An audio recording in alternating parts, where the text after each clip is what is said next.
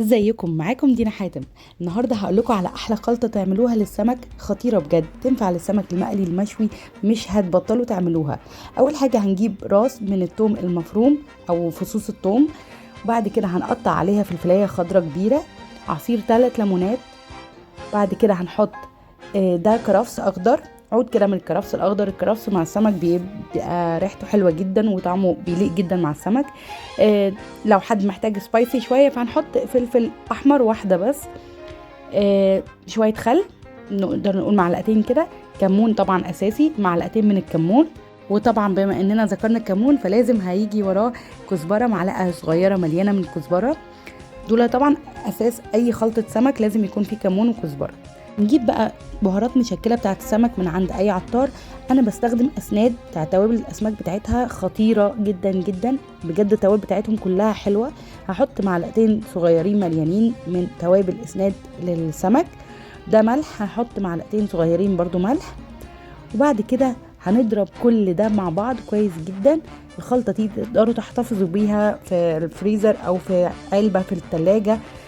دي بجد احلى خلطه ممكن تعملوها للسمك او اي وصفه سي فود، مش بس سمك، يعني جمبري، كابوريا، اي حاجه فيها سي فود. الخلطه دي بجد احلى خلطه ممكن تعملوها. احنا النهارده هنعمل سمكتين بوري سنجاري بالخلطه بتاعتنا، احلى من اي مطعم بدون مبالغه. هنجيب اي صينيه عندنا وهنغطيها بورق الفويل، وهنحط شويه زيت. هنجيب سمكتين بوري، بنقول السماك يفتحهم سنجاري، وطبعا لازم هننضفهم كويس بدقيق وليمون علشان اي ريحه زفاره، وعشان لونهم يبقى حلو كده وفاتح معانا. هنجيب بقى كل سمكه بعد ما فردناهم كده، وهنحط معلقه كبيره من الخلطه اللي احنا عاملينها، وهنبتدي نوزعها كده بايدينا في السمكه كلها، في راسها، لا من اولها لحد الديل كده. نوزع كويس جدا، وبالذات في الجناب اللي هي بيكون فيها اكتر جزء بيبقى فيه لحم. وبعد كده هنجيب معلقه من البابريكا.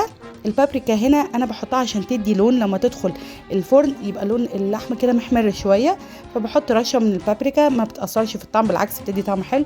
واهم حاجه في الوصفه دي هي الزيت. هنحط زيت كميه كويسه وهنوزع، علشان اي سمك هيدخل فرن لازم يكون فيه نسبه زيت علشان ما ينشفش ويطلع معانا طري. فانا حطيت هنا زيت ووزعت كده كويس جدا. بعدين جبت بقى خضار مشكل، طماطمايه، فلفلايه، جزر مبشور، شبت، بصلايه متقطعه جوليان، وحطيت عليهم عصره من الليمون وشويه كمون، شويه ملح، وقلبت كله وحطيتهم. ده الحشو بتاع السمك السنجاري بتاعنا. الشبت بيدي ريحه خطيره، وكمان ممكن تحطوا ورقه من الكرفس برضو بتبقى حلوه جدا. هنحط ده وهندخلها فرن متوسط الحراره لمدة ربع ساعة، وبعد كده هنولع الشواية من فوق عشان تاخد اللون الخطير ده. اوعدكم لو جربتوا الوصفة دي هتاكلوا احلى سمك سنجاري، احلى من اي مطعم. جربوها هتعجبكم جدا جدا. ما تنسوش بقى تدعموني بلايك وشير، وكمان سبسكرايب على اليوتيوب.